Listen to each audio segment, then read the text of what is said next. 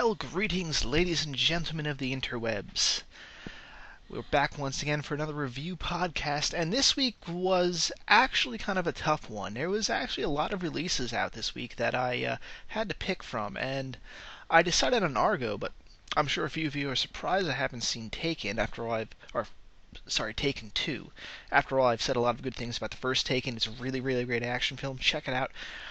However, the sequel seems unnecessary, and I still might go and see it, but I can only see one film at a time, people.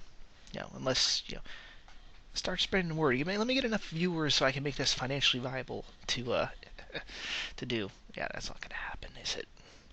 But yeah, there was Taken 2 was out. I heard some good things about Frankenweenie. That was a good nod film to like the black and white Universal horror films. And there was still, of course, Looper. Wait, not Looper. Wait. No, wait, yeah, it is Looper. Yeah, Looper, which I've heard nothing but good things about. And then, of course, there's also Sinister, which looked like Ethan Hawke normally does, when he does horror, he picks good horror films to be in. Usually. However, I decided on Argo, and there's a few things. It's a movie that really does play to me. I'm very, very interested, of course, in the Middle East and in history and politics. And when you look at our current problems with Islamic fundamentalism, everyone kind of agrees that, well, not everyone agrees, but most people, or when most people start writing about the U.S. problems in the Middle East, they normally point to the Iranian hostage crisis as the point where it came to the forefront, where we were kind of first confronted by Islamic fundamentalism. And a lot of people say that's the first battleground. That's where it began. So, of course, a movie about the hostage crisis and about this particular aspect of the hostage crisis, which I remember watching a documentary on the Iranian hostage crisis and hearing about this. Basically, that a couple of FSOs escaped through with Canadian help, but I didn't know the rest of the plans. I wasn't aware of the deception involved. And with that being said, well, I'll get into that in a second. But so it's a film that really does appeal to me in that regards. It looks like it was taking a very serious film. I do like stuff based on real life. For one thing, it kind of allows you in some areas to not call bullshit. Like, where you normally would nitpick a film for the opening scene, which is the actual storming of the embassy, which they did a really good job of pretty much how it went down. It's very accurate from what I've read and from what documentaries I've seen. That is fairly accurate to how it happened, and it looked like they did a lot of research to get it right.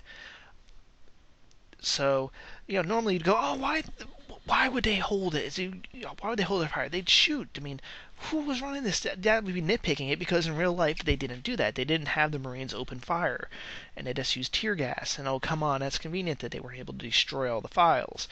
They'd have plans so you could wipe this stuff out in 5 minutes. In actuality, no.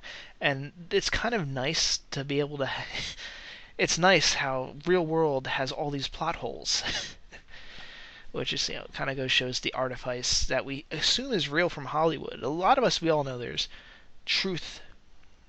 Hollywood has a lot of fakes, but a lot of stuff we call Hollywood on faking turns out to be more to real life. A lot of the BS we call on movies.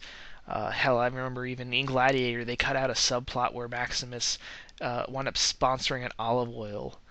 Very much like I mean, they had to cut it because people they couldn't sell it to the audience. It seemed too much like, oh, this is Hollywood commenting on modern sports stars. No. Actual ancient gladiators basically became spokesmen for various products. It's kind of the same point that real life is sometimes are way more stranger and convoluted than fiction. Now, at the same time, I said all that. I love the Middle East, love history, love history films, love espionage films, especially either realistic or based on true story espionage films, because it's kind of crazy when you see how it's actually done. Although, of course, this film does take dramatic license. But with all that, it's also a really good. So it's a great period piece for the Iranian Revolution and all that, but it's also a really, really good period piece on late 60s, early 80s Hollywood. It's two different period pieces in one. And that's fantastic because it's two things I love. It's like this movie was made for me. You love hearing, me being a cinema fan, huge. I always love to hear about how you have all these characters, and I don't even, mean that as just people. I mean, you hear about these guys that have real character in Hollywood, especially back then. I think it's less so than today. This was kind of the end. The 80s is kind of the end of where you had people that were real attitudes and had real characters and were kind of the old school kind of producers. It's not as much. I don't think it's not as much like that today.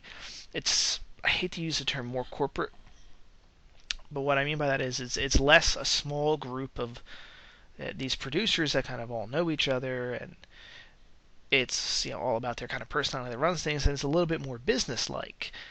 And I think that's part of the problem with a lot of Hollywood now is that its producers are no longer these individuals, but they're too CEO, and I think that's to the detriment of their actual industry. Yeah, it's an industry that kind of needs characters like this, so it's great to see a film about that, but it's also great to see how these guys kind of operate. It's really good at taking you into a little bit of the filmmaking process, especially back then.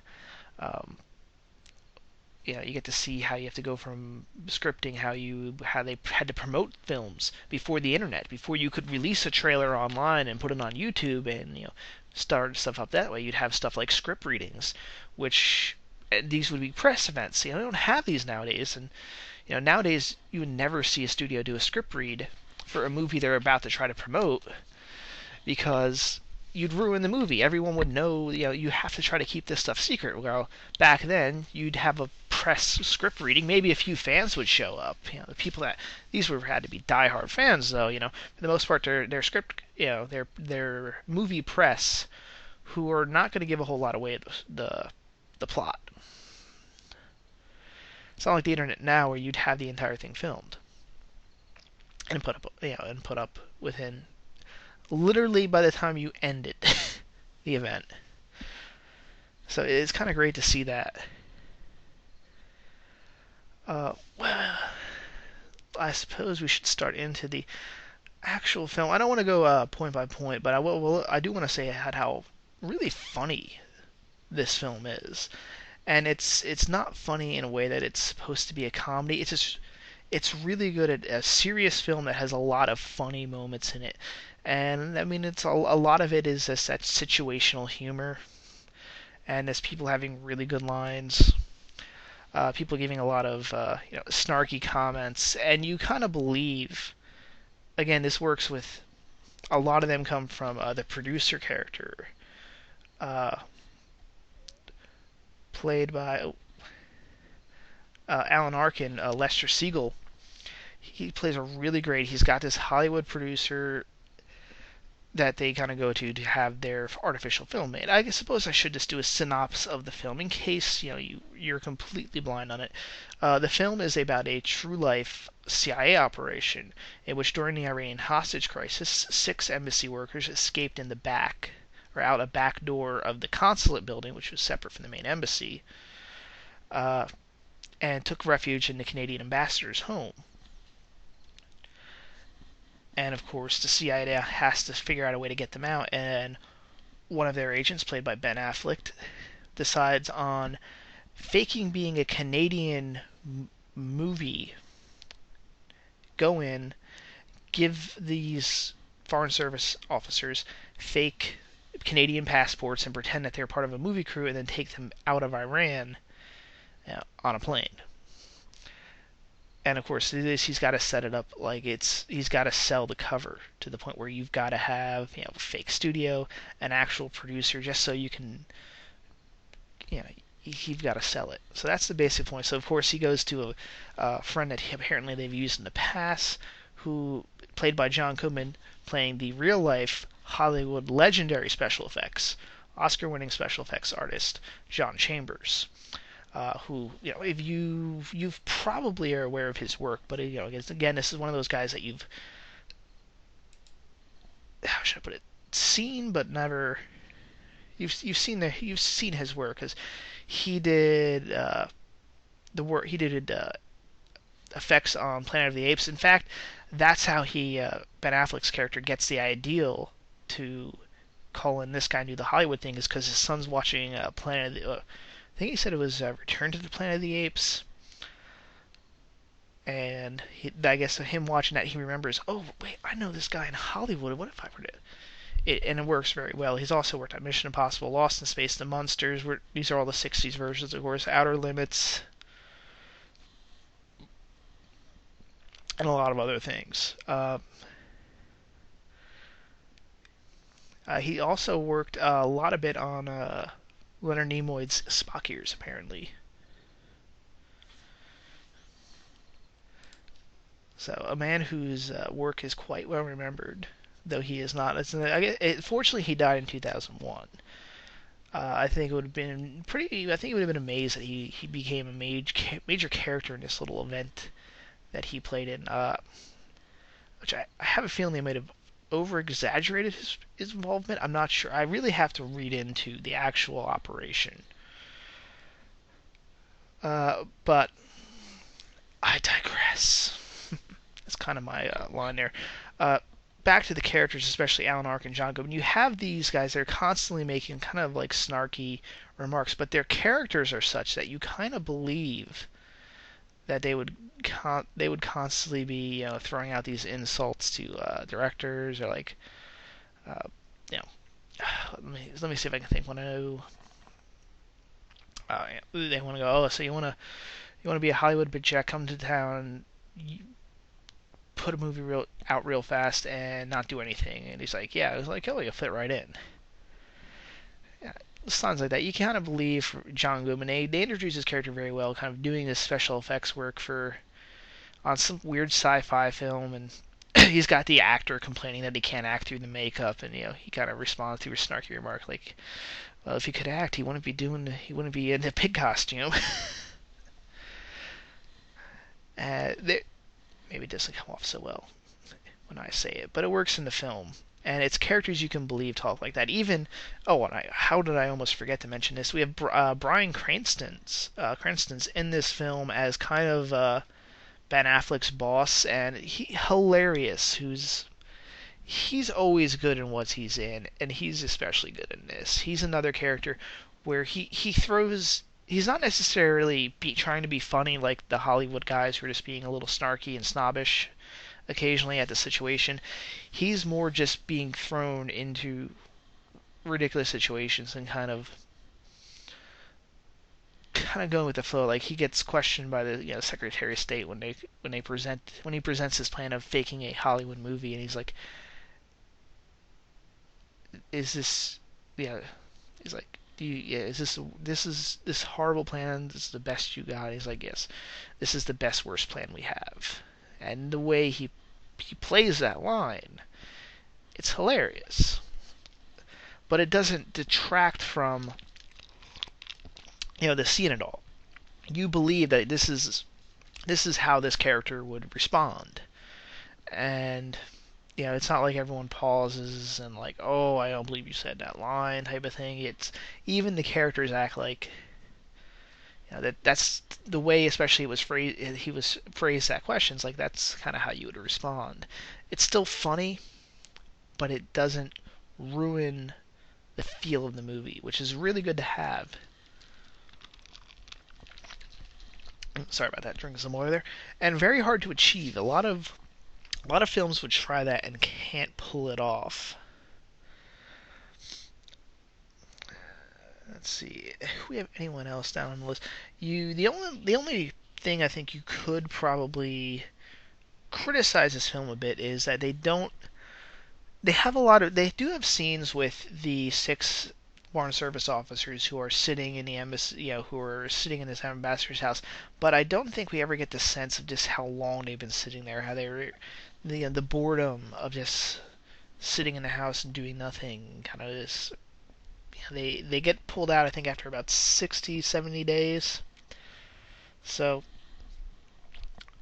it's probably closer to 70, 80 days. Mind you, the actual hostages didn't get out for like 440 some days. So they got off easy. But we don't get too much of like what's their characters. They kind of blend together. We do get a little bit of the one character's name. See, it's the problem. I can't even remember their individual names, and IMDb's not helping, of course, because I will give this: everyone really looks like they're from that era. Like there's no, as far as I can tell, anyone that stands out like, oh, that actor did not, take this role seriously. He's dressed up like everyone's wearing clothing and has their hair as you would expect somebody from the 70s. In fact, at the end they kind of showed side by side photos of everyone, and it kind of does look like they. I left during that, so I didn't see everybody's, but it does look like they specifically modeled their appearance after the real life people. So I think that helped lend to the authenticity. Now I'll get into authenticity in a second, but yeah, they do kind of blend together. We got a couple people that are a couple. I mean, you have enough scenes with them to kind of feel their part and to let them understand. Like when Ben Affleck arrived and he says, "This is the plan. We have a day to prep you, and then we're going." And they're kind of like, "This is a really suicidal plan. We shouldn't do that. We should stay here." But I don't know why at that point Ben Affleck didn't point out, because apparently the ambassador told him that the Canadians are pulling out themselves. Like pretty much as soon as these Americans are gone, we're going to leave before anything bad happens to us. So the Canadians so I don't understand what. Maybe this is again probably how it pulled off in real life. You figure in real life they would know kind of that this is going to happen. It's going to be a crazy plan, but you have no choice. So you figure the Canadians can say, we're leaving. We're already almost staying past our due just for you guys. We're kind of leaving now no matter what at this point. So you have no choice but to try to escape. And I don't know, maybe in real life, again, this is kind of the part of the problem is that I'm afraid to criticize certain parts of the movie because it might have happened in real life. And if it happened in real life and they had it in the movie, you really can't argue with it. It might be a stupid character moment, maybe. But if that's what the person did in real life, you can't argue with it. Now, if it was a true plot bump, you can't complain about it because the point of a true life story, especially when it comes out and it says based on a true life, tries to sell itself as being authentic. When you can tell this movie, its main point is to tell this story, is to tell of something that happened in a dramatic fashion. So if you want to tell the story, you've got to include all the little bumps along the way. And speaking of, well, actually, pull that back. I'll get into what I was about to say, something kind of related to authenticity. But at the same time, they're kind of reasonable. Not reasonable, but you can understand why how these guys are kind of being. They're not confident in this rescue plan at first. Which I think would be realistic from people back in the 60s or the 70s, that they were, nowadays I think we would have a lot more information about the spy world is known nowadays. Back then, outside of James Bond, nobody really knew what was going on in the spy world, and James Bond's not a very good history lesson for that. I think they even have one scene where the Canadian ambassador first meets Ben Affleck when he gets there. He's like, "Oh, I was expecting a G-Man type." He's like, "Well, that's the FBI." Nowadays we wouldn't be too surprised if a spy didn't look exactly like a spy, because that would make sense to us, right? If a spy looks like a spy, he's going to be you want to blend in.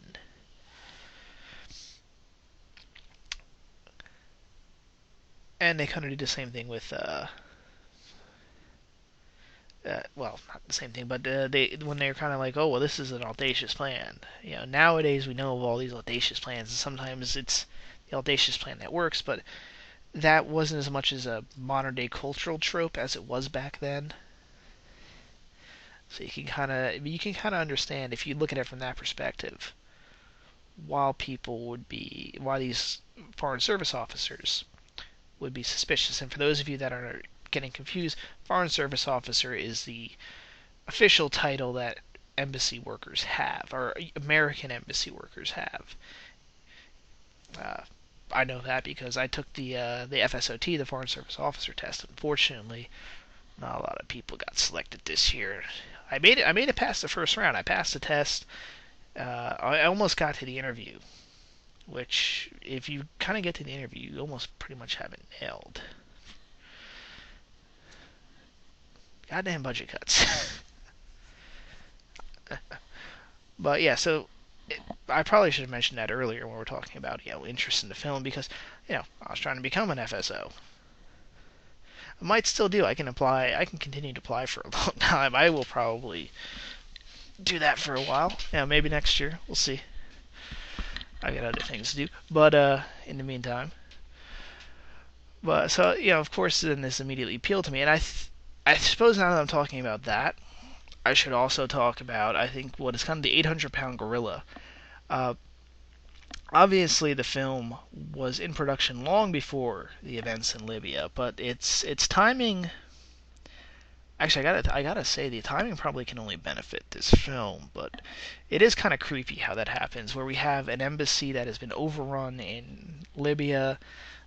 We have the ambassador killed. I kind of shows the violence that has occurred since then, where now it's like, if they storm the walls, people are gonna die, including the people inside. The Iranians only took them hostage. They threatened to kill them, but they didn't actually kill them. In Libya, you had a lot of Libyans die. You had, of course, the ambassador die. I don't want to get into too many details because not all the facts are known. There's still investigations and such. But I feel you have to address that, since it happened only a short while ago. In fact, when this film that they started advertising this film long before that happened. So it's just one of those freaky, weird things where sometimes a film this comes out, and whatever's in the film, well, they had the Gangster Squad trailer in there, and this is the trailer where they originally had a massive shootout in the theater, and then of course the Batman shooting occurred in the theater, so they had to I think they just took it out of the trailer. I think the scene's still in the movie. Which, by the way, Gangster Squad looks really good. I was surprised. Well, now that I've said that, I suppose I should get into what I was talking about earlier with the authenticity. And, there's two sides of authenticity. There's the authenticity of the era, and the movie kind of starts off right on getting you on that footing, because it starts off with like an older Warner Brothers logo. They've got the film. They don't have film scratch on it, but they added the grain back to the film like an older movie for the credit sequence. And then the credit sequence itself is all told. They give the history of Iran through storyboards, like through actual storyboards as they would have been laid out on a old school Hollywood production line. And it's pretty effective. The only thing I would criticize with the storyboard sequence is that it was the animation they used looked a little too modern. I think they needed to sell it more like it was made it look. They should have made it look more like it was drawn in the 80s. Whether they actually should have got someone to actually just write out, hand draw the title card or the I don't know what you would call them in this in this context, but hand draw the pictures for the storyboards. Might have been a little better. They looked like they were drawn on a computer. So they're giving kind of the entire history of Iran through this, and then they cut to the embassy itself, and really everybody looks authentic. You can tell that they've really put a lot of effort into recreating stuff accurately. Everyone's dressed and wearing the hairstyles of 1979, 1980. The cars, they have plenty of authentic cars in the movie. Um, they have a scene where they go into CIA, and it you can buy this. Kind of really does look like the CIA, but at least from the pictures I've seen. Of course, it's also from the 80s, so it looks and feels authentic. The offices look and feel authentic. Um, Iran looks fairly authentic.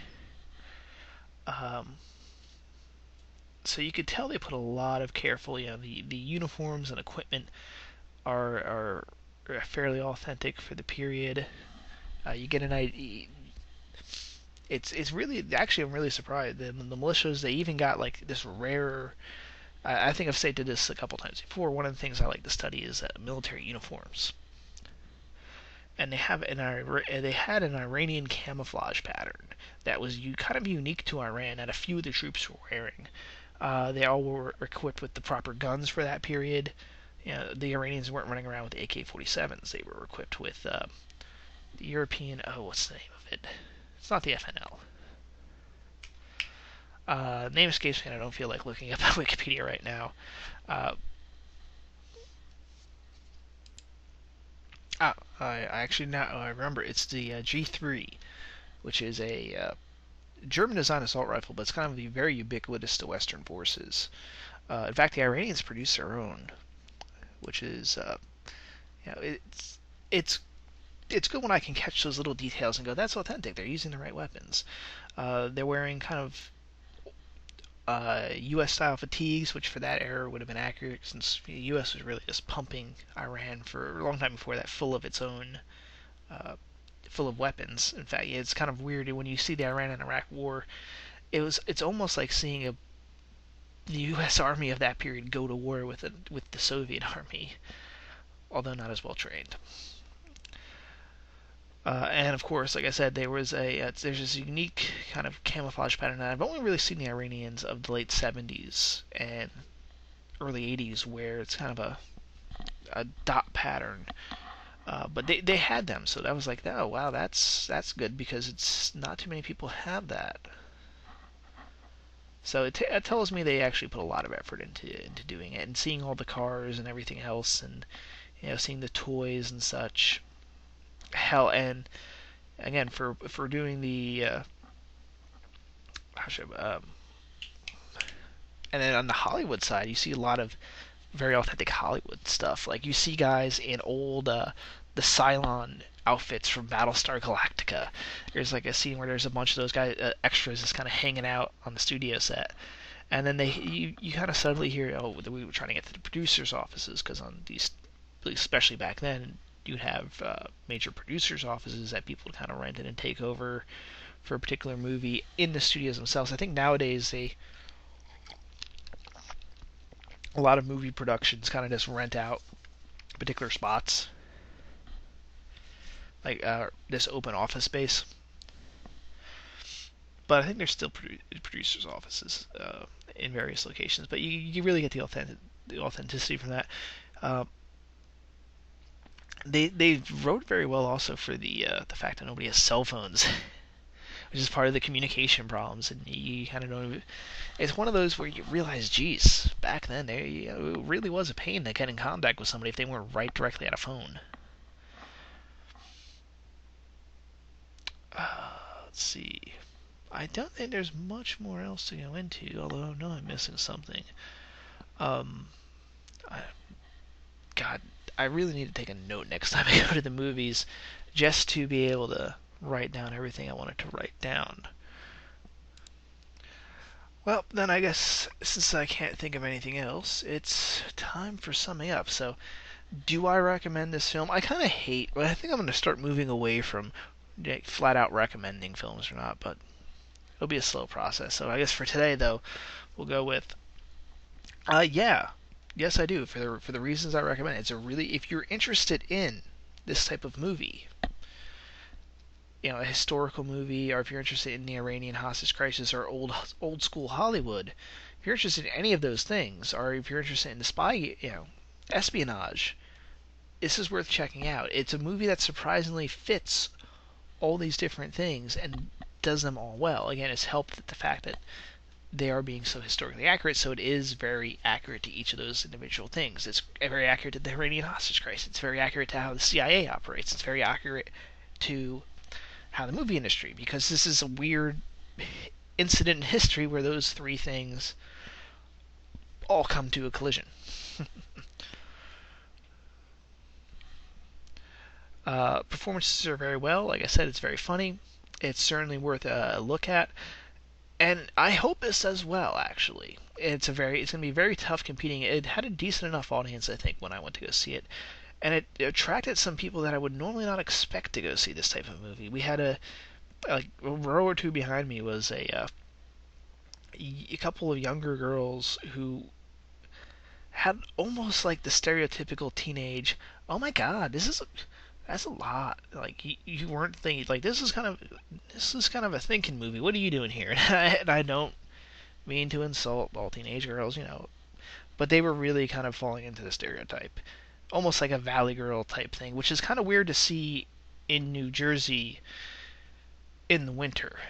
Well, fall. Like the Cloud Atlas trailer came up, and they're like, "This trailer that makes me head hurt." I was like, "Really?" And you came to see this movie? Were you meaning to go see Frankenweenie instead? I don't know. Maybe they're just big Ben Affleck fans, but hey, you know what? They saw a good movie. Kudos to them. Uh, though who knows? Maybe one of the other films were good too. Um, as for future plans, future reviews, one of the movies I mentioned earlier, I might go to see another film either during the week or maybe on Sunday. Can't say for certain. We'll see how things roll. But at least this time, it'll probably be it. As for other movie reviews, we're looking at stuff. Not me, because it's still this one person here. Uh, see how things go. I have a few ideas for possibly some retrospectives, some looks at video game and maybe some movie, this kind of general discussions coming up, and I think that's about it for now. So please check out this film. It's certainly worth it. Is it a DVD buy? For me, I might pick it up. But again, I like this type of, I like this style. Unless I think this is also the first Ben Affleck film. I did not see The Town, even though everyone said it was good. When I first heard about The Town, I was like, oh, Ben Affleck. It's another one of these stars. They're trying to make a name for themselves as a director too, so they just get a bunch of money thrown at them. I heard it was good. I was like, well, maybe I could be wrong. Clint Eastwood turned out to be an okay director. But no, if Ben Affleck continues to produce films like this, I will be very happy to see a Ben Affleck film. He did an excellent job, even though I am normally one of the people that tends to criticize actors for also directing. I think if you're directing, you should always be behind the camera getting an overall view of everything. Because how do you really direct yourself? You really need that third-party observer to be the director.